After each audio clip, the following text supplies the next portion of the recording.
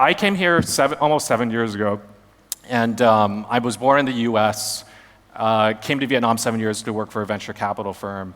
And the story is that when I arrived here, I realized I made a mistake working for a venture capital firm 7 years ago in Vietnam. The venture space innovation just wasn't really there. There are a couple players, Coke is one of them, they're standing right in front, they're probably looking at me like, hey guys, what about us? They've been here for a while, clearly innovating, but the number of startups actually innovating weren't that much. That's changed quite a bit now, but to answer your question, 7 years ago when I arrived, it wasn't the case, but it's much more exciting now. And I think that's why we've started this show just 2 years ago, because that evolution has just, in my opinion, really begun at a mass scale.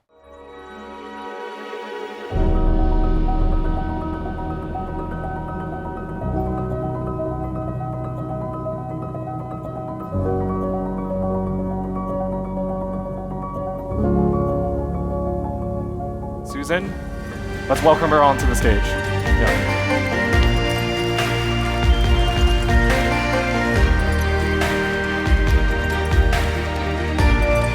Thank you, Susan. Yeah, nice to see you again. Yeah. Susan and I had dinner together a couple weeks back. Susan, how long have you been in Vietnam for? Hi, Hao, and hi, everyone. Got here about 2 months ago, so okay. It's been a whirlwind, but a good whirlwind, yeah. A whirlwind indeed. Yeah. Your role at the Consulate, Consul General, is this your first CG posting? It is. I've been with the State Department for 23 years, but this is my first, leadership position. I'd been working on Vietnam and other countries in Southeast Asia and Washington, so Vietnam is not unfamiliar to me, but from that side. But it's actually great to be out here and amongst people who are really doing creative, dynamic things like you. Do you remember the first time you heard about Vietcetera?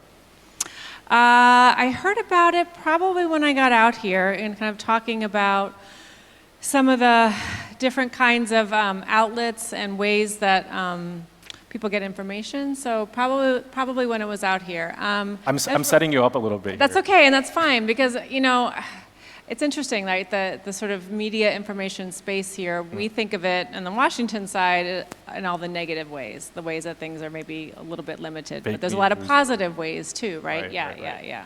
Well, we're going to pull up something on the screen just here. Oh, gosh. Our relationship with the embassy and the consulate stretches back. You've heard of the rap video that we've done. Right? Yes. I'm putting you on the spot a little bit. I'm not doing a rap video. You're not doing a rap video. I asked Mark Napper the same question. Okay. I wanted to showcase that a little bit, just because we're not going to play the video, just a little backdrop on This is my on water, visual. right? There we go. Yeah, so for those that don't know, we did this holiday rap video about 2 years ago with the former US Ambassador Xander Crittenbrink. And why I bring this up on stage is because it's going to set the tone for today's talk about the US-Vietnam, well, innovation is one thing, but that people-to-people relationship and why it's so important. I want to get straight into that. How have you guys seen the importance of building that peer-to-peer connection with Vietnamese people, and we'll steer the conversation to innovation. How do you guys think about that? So I think we base the people-to-people relationship as sort of the foundation for the US-Vietnam relationship. And it goes back to really the war history and our post-war history and the amount of emigration that we've had between Vietnam and the United States. And you know this, a lot of people here know this, that a huge growing Vietnamese community in the United States. You can't go anywhere now with going to find a pho restaurant, or people, there's entire shopping plazas that are Vietnamese now in the US. Vietnamese voting ballot, we get our ballots for voting in Vietnamese in many states. So there's been a growing community. I'd also say on the education side, we just have huge ties between the countries. We have 30,000 Vietnamese students studying in the US. I was at my daughter's college graduation this past spring, and the family next to me just happened to be from Vietnam, as one of her classmates. So there's a lot, I think just a lot of those ties, those family ties. Everywhere I go in Vietnam, somebody will tell me, oh, my daughter, my sister, my cousin studying in the US, or my family lives here, and I think those ties are so important. I'd actually really love to see more Americans coming to study and to work in Vietnam. I'd really like to see more higher education linkages. So that's something that I hope during my time as Consul General I'll be able to encourage. Okay. Let's talk about the State Department's role in promoting innovation and entrepreneurship, especially here in Vietnam. You've only been here 2 months, but maybe you can set the stage for some key initiatives that you hope to roll out and for the audience to get involved in, perhaps. Sure. I first want to say, like, government and innovation are not two things that one thinks of as being, synonymous. That I think government's role in innovation is often to kind of get out of the way. However, on the U.S. government side, part of our job is also to promote, I think, American values abroad, and innovation is one of our best exports, I think. It's one of the things that America's known for and that I'm really proud of as an American. So it's something that, for a long time, I'd say in our economic growth work overseas with USAID and in education, it's things that we've always encouraged. During President Obama's tenure, he really launched a very broad initiative with a Global Entrepreneur Summit. He announced this in Cairo, I think in 2009, and we started having entrepreneurship summits. So we do get kind of funding that we're able to do kind of grassroots innovative activities in countries where we work. So for example, I worked in Nepal and Kathmandu, and so we're able to set up basically an innovation hub, which was a co-working space. This was in like 2014 with, so local kind of startups and SMEs could use that space. And this is in a place where, the power supply is unstable. So like sometimes you just can't charge your phone. Like it's really kind of having a space where you could come and be able to do a video conference or some kind of phone call, and you can rely on working in a professional space. And so that was kind of one thing that we do. We encourage entrepreneurs all over the world. Sometimes I think we're really trying to access capital. Doesn't mean we provide the capital, but we help to train people in order to make a better pitch to get the capital. I was just about to ask for some capital. For you? Oh, I think I'm going to ask you for some capital. No, but I think, and that to me is sort of we have to adjust to the environments that we're in, and I think in Vietnam, unlike other countries I've worked, it's not about kind of micro to small, it's sort of small, medium, and above, and how do you get, I really think the hardest step, and not being an entrepreneur myself, but the hardest step is like medium to large, right? And I think that's where the capital has to come in. And so I think that's a role that we could potentially play, is helping people to better sort of be prepared to make the pitch for capital, because there's lots of capital companies here who want to do things. Let's talk about the relationship with the Vietnamese government in relation to innovation. I mean, it spans the gamut. We're talking about smart cities, about infrastructure, about facilitating American companies to open offices here. What are some of the dynamics of that relationship, and how you guys are helping to drive innovation at that level? So I think that's probably the role that we can be the most helpful in, is trying to encourage the government of Vietnam, who wants to attract investment, wants to attract capital, wants to attract foreign companies, but maybe doesn't always know how best to do that or have the policies in place that really encourage that, right? So we could try to be an advocate alongside business. So I think it's not just us, it's other countries that have business ties here. It's working with the various chambers of commerce, with people in this room, to really say, hey, if you do want to be innovative, if you do want to transition from sort of a more manufacturing economy to a digital economy, really get those very highly skilled jobs, but here's what you need to be able to do. So that's something that we really try to do. I mean, every government meeting I've been in so far, whether sort of provincial or here in the city, and I know my colleagues in Hanoi feel the same way, everybody wants the same thing, but like I said, government is not inherently innovative. Government is kind of the opposite, and that's a global truth, right? So it's sort of, how do you make sure that people in government understand what they need to do to kind of create better policies? So that's something we do here. Certainly our private sector here is really active, from obviously Google's here, Meta's here, Intel is here with semiconductors. So they are sort of the best advocates for innovation, right? The people who are doing it. What about some of the policies that concern American companies in Vietnam? Maybe you can comment some of the kind of initiatives that you're hoping to drive to facilitate that? Because everything from cybersecurity to data, what's your take on some of that?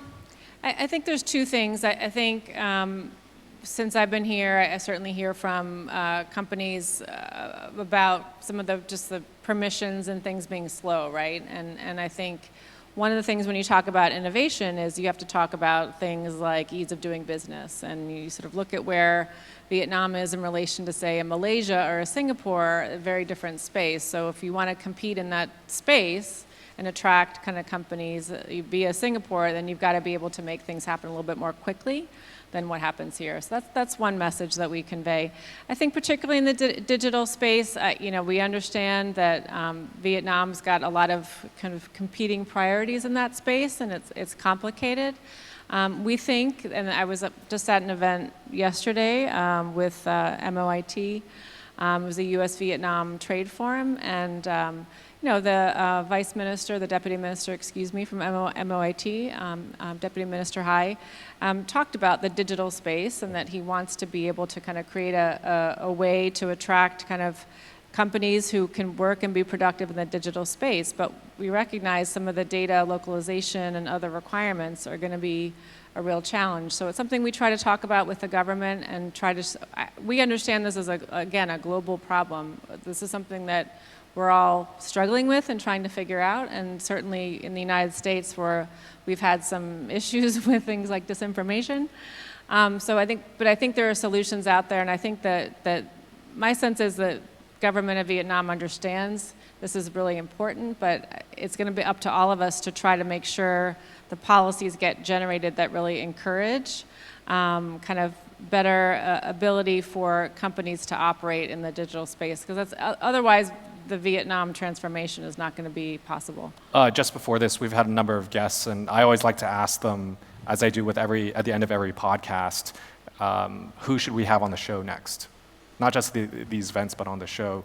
Could you help us introduce to some of those stakeholders, you think? I'll try. I don't know if I have a particular name. I would just say I think Ho Chi Minh City is Ho Chi Minh City, and it's incredible. I also just happened to be in Can Tho this week and met some folks down there who I thought were incredible, including some people who are really talking about kind of the Mekong Delta issues and the nexus between kind of climate change and dams and environmental damage that's happening. And I think that's a fascinating space. So I'd encourage you to look at that space and also the renewable energy space, which obviously as the US government we're really interested in. Vietnam's made its climate commitments, and I think there's a private sector nexus there. There's obviously an innovation nexus there, right, for things like battery storage for solar power and things. So that's what I'd encourage you. Someone who can do that. Sure. Yeah. Hopefully you can help us. I'll try to connect you. Yes. Give us those honorarium budgets so we can get them over here. So maybe. Tony, are you out there? I think I requested. Didn't get it in time. Susan, just a couple of last questions here. The relationship between U.S. and Vietnam, the trade's been skyrocketing. Mm-hmm. How about where it stands in terms of strategic importance? I know there are different levels of importance. People are talking about opening another consulate in Da Nang and things like that. How far away are we from the next level of relations with Vietnam? Yeah. In diplomatic speak, we have what's called a comprehensive partnership with the government of Vietnam. Next year will be the 10th anniversary of that partnership. So we hope it gets elevated to a strategic partnership. That's something the U.S. wants, and we hope that the Vietnamese will make that happen. But I can say, with or without the comprehensive or strategic label, the level of cooperation and looking at it from a regional perspective is incredible. The interest in the U.S. side, we have a ton of high-level visitors all the time, and they're here because I think they recognize the strategic location and importance of Vietnam, but they also recognize in terms of supply chain. The supply chain issues were important, very important before COVID, but obviously now that we're kind of through COVID, we hope, and the worst, so knock on wood, the worst case scenario is over, but we recognize how critical Vietnam is to global supply chain. So it is going to be just critical, I think, in the next few years to kind of try to really solidify all the connections that have already been made. But we have no trouble getting interest and kind of U.S. support from the government side for initiatives in Vietnam. Everybody wants to be here. Okay, fantastic. Yeah. Last question for you. Yeah. I know you enjoy Vietnam, so we're going to skip that question. I'd love to hear from you, just 2 months in, who would you like to have on our show that could help better inform your policy-making decisions, your team's decisions? What kind of information would help support your team to know more about this country? Who would you like to hear from? Doesn't have to be specific, could be industries, types of companies. Yeah. What's really lacking from your perspective? I think I've met a lot of great women in Vietnam and a lot of great women in business. I'd love to see more kind of women in the government side. I really see there's a weird kind of gender split I see in the sort of innovation space and the sort of entrepreneur space, I see a lot of women. I don't really see them in the government side. So I'd love to sort of meet women in government who are really trying to push things forward. I'd love to meet more people in the digital space, the space that you're talking about, because, and you can advise me on this, how, but it seems to me that like the way things change here is very much bottoms up.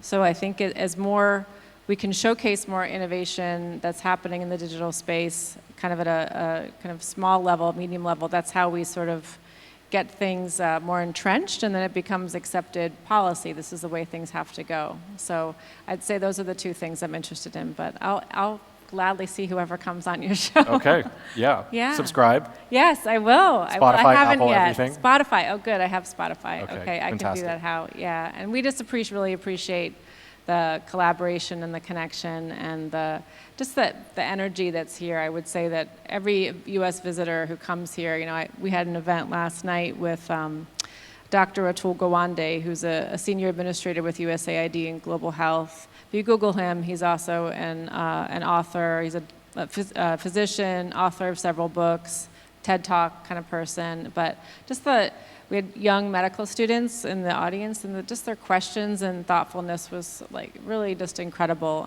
So if you can encourage more of that, that's great. Sure.